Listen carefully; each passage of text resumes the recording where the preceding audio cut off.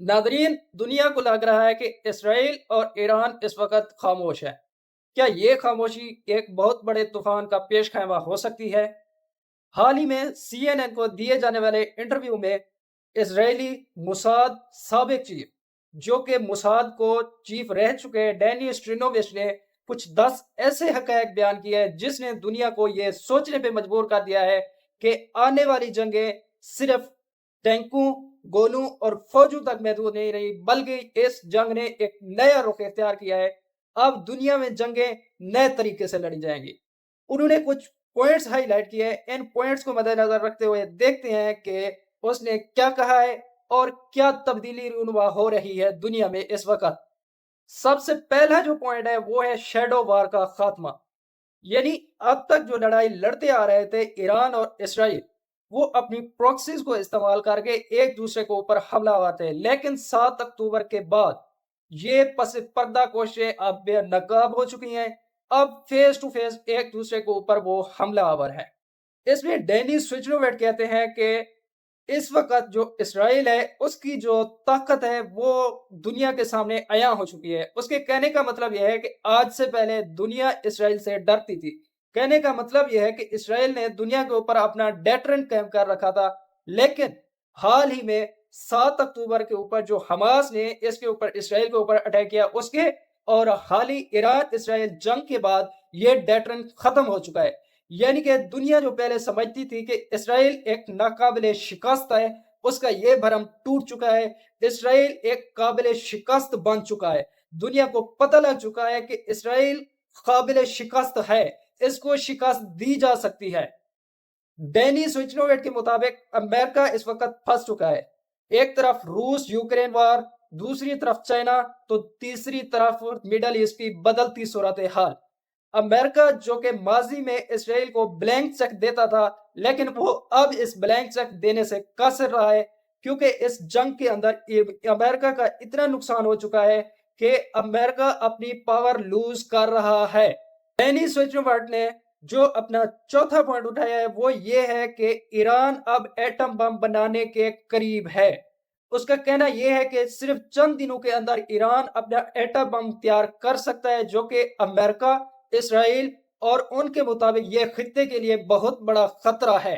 यानी कि ईरान के पास एटम बम अमेरिका इसराइल के लिए खतरा तो है ही है, लेकिन इसके अलावा भी कुछ ममालिक के लिए यह बहुत बड़ा खतरा है।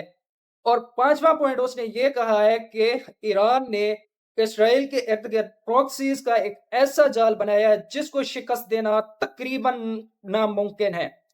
वो कहता है कि ईरान ने हुतीज, हमास और हिजबुल्लाह को इतना ताकतवर बना दिया है कि वो अब ईरान की इंस्ट्रक्शंस के बगैर भी इसराइल के ऊपर अटैक कर सकते हैं।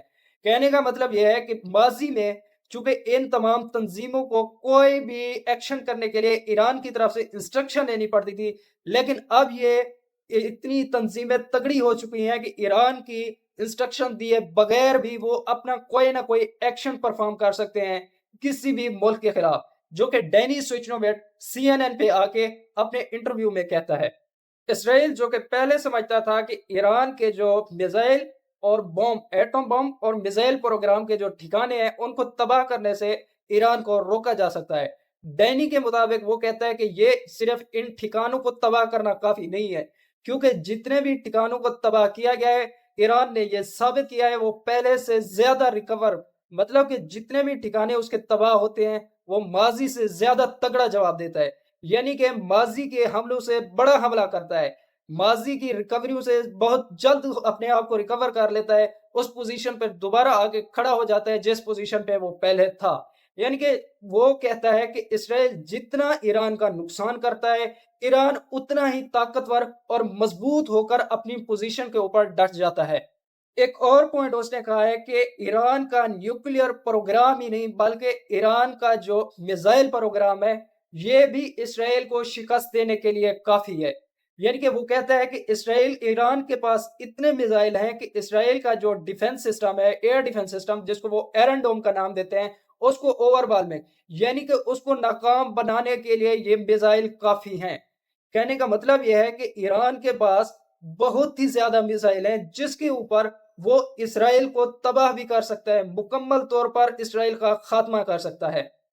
سچنوویٹ کی اس رپورٹ کے مطابق کہ ایران صرف اب مڈل ایسٹ تک محدود نہیں رہا، بلکہ وہ اپنا اثر رسوخ افریقہ اور تھائی لینڈ تک بڑھانے میں کامیاب ہوتا ہوا نظر آ رہا ہے۔ ایکسپرٹس کے مطابق کہ اگر دنیا کا کوئی ملک جیسا کہ اسرائیل اور امریکہ سوچتے ہیں کہ صرف ایئر سٹرائک سے ایران کے اندر رجیم چینج کیا جا سکتا ہے، تو یہ ان کی سب سے بڑی بھول ہے، کیونکہ ان کے مطابق ایران اب اتنا کچھ سیکھ چکا ہے کہ وہ سخت ترین پابندیوں اور اپنے ان بمباری کے باوجود بھی اپنے آپ کو بچانے اور دنیا کے اندر اپنے وجود کو برقرار رکھنا سیکھ چکا ہے۔ یعنی کہ ایران اب اتنا مضبوط ہو چکا ہے کہ اس کو صرف ایئر سٹرائک کی مدد سے ختم نہیں کیا جا سکتا۔ یہ دنیا کی بہت بڑی بھول ہے۔ تو ناظرین، یہ وہ پوائنٹس تھے جو اس وقت دنیا کے ایکسپرٹس اور انٹیلیجنس چیف، موساد کے سابق انٹیلیجنس چیف کی طرف سے پیش کیے گئے انٹرویو کے دوران CNN پہ بیٹھ کر۔